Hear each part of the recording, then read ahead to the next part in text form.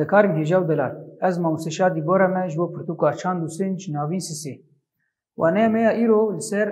انجامی کوچان دردخه هولی شخوا انجامی کوچان دردخه هولی ام دکارن ده پنج خالان ده بنرخینن ام بیجن خالا یکم چاند دواته گشتی ده جبو مروف کوم و جواکان تشتین جبو جیان وان پیوسته دادبین دکه یان جی مسوگر دکه لوی داری ام دکارن بیجن کو ev kesê got di komekê de yan jî di civakekê de yan jî di netewekê de jiyan dike xwedî çand dikin ew kesê hanê tiştê got ji wan re pêwîst e di rojane di mirov di jiyana we de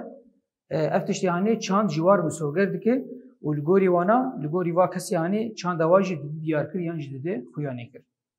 A di duwa çand cudahiyên civakî kom û netewan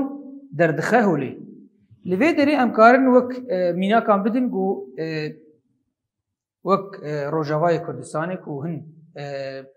wek Kurd, Ereb, Siryan, Aşûr, Ermen bi hev re jiyan dikin herek li gorî çanda xwe li vê derê jiyan dike. Ew çanda hanê yan jî ew kesî hanê çîro tên xuyanê kirin yan jî tên diyar kir. Dema got kesek di Kur'anê de dimeşe em dibêjin ev kesî hanê Kurdî yan jî Erebê yan jî Aşûrê yan jî ev kesî hanê em naz dikin. Di riya çi de tên nas kirin? Hem de aliyê zimanê wîna de ji ber tîpê wîna ji ber cil û bergî wîna ev qas tiştê hanê wî kesê hanê diyar kirin. Lewra em bêjin çand cudahiyên di navbera mirovan de di navbera kom yan jî netewa de derdixe holê û wa kesê hanê didê diyar kirin. Asê çand nirxên herêmî netewî û ew gerdonî bi mirov û netewan re dide nasî. Yekbûnek civakî û li hevkirinekê pêktîne. Li vê derê em karin çi bêjin? Wek çawa ew gel ji ew gelê hanê ji hev fêm dike. Bi kîja rengî ji hev fêm dike? Yani di hindirê her gelekî de yan jî nav her netewekê de em bêjin li gorî zimanê wan, li gorî çanda wana, li gorî jiyana wana ev kesî hanê hin tişt di jiyanê de bi wara derbas dibe wek fêmkirinekê di navbera wa de çên dibe. Bi kî jarê wek em karin mînak nabidin wek dema got kesek dirim êvandariya kesekî wek Kurd diricem Kurdekî ew rê û rêbazê em bêjin derbasbûna li hindir û bi kîja awayî û çilo rûdinê û bi vî rengî hanê em naz dikin. Yan jî heger em bêjin dawetek bê heger şîniyek bê heger şahiyek bê bi vî rengî ev tiştê hanê ji hevdû ew gelê hanê fêm dike. Lê wekî tiştekî nûyê dema gote here daweta meselen hin kesên Ereb yan jî heger hin kesên file be ji ber vê yekê wek tiştekî nûyî çima ji ber got çandekî dine ew tiştê hanê xweşik naye xuyanî kir lê hêdî hêdî bi demê re ev kesê hanê piştî got hevdû naz dikin dîsa carekê din wek li hevkirinekê yan jî wek fêmkirinekê di navbera wa de çê dibe. Xala pênca a çara em karin bêjin çand kesayeta civakî yan jî nasnameya civakî bi mirovan re mirovan dide bi destxistin. Yani çawa em bêjin wek waneyên berî wêne wexta got meser Kurdan bir yan jî wexta got meser Ereba bir wexta got meqala çawa em bêjin wek mêrxasî li cem Ereban ev wek taybetmendiyekî wî gelê haneyê li ser wana hat naskirin. Çima ji ber got li gorî çanda wana li gorî tiştê got ser wana hat naskirin ev taybetmendî yan jî ev nasnameya hanê dide van kesê hanê. Kesên em bêjin got li çiya dijîn ew qasî xwedî nirxin mezinin ew qasî xwedî hêzin li ser Kurda di dîrokê de hat naskirin çima ji ber got gorî têkiliya wa kesê de dora were ev tiştê hanê ser wana hat xuyanî kir bûyî wek çandekî li cem wana. Xala pênca çand ji civakê re taybetmendiyê ku ji derdora xwe ya xwezayî re nêzîbûneke rast û di nava hevsengiyekê de jiyan dike li ser bingehekî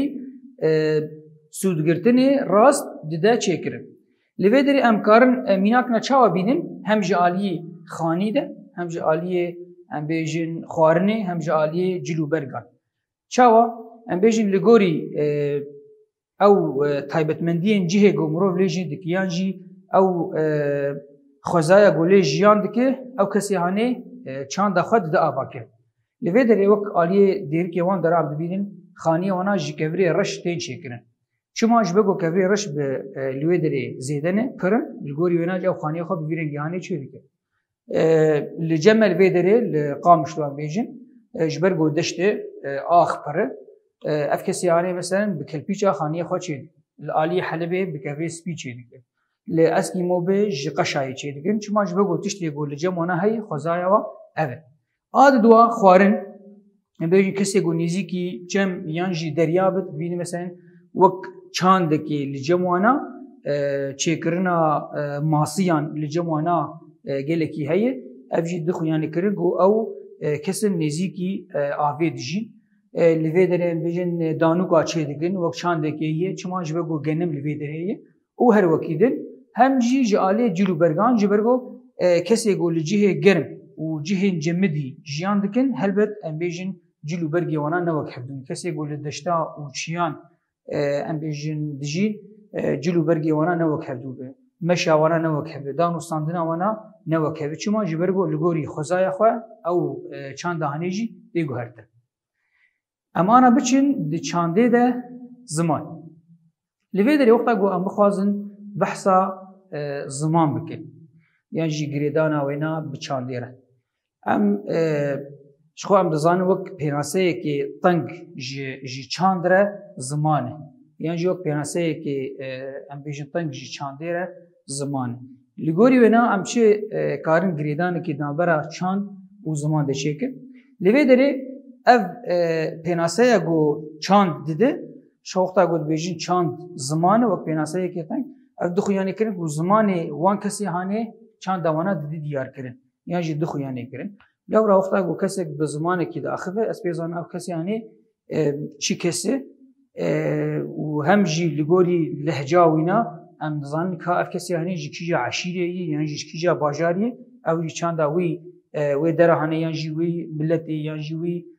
واکوما واکسی آنی دیده خویانی کرد دیده دیار کرد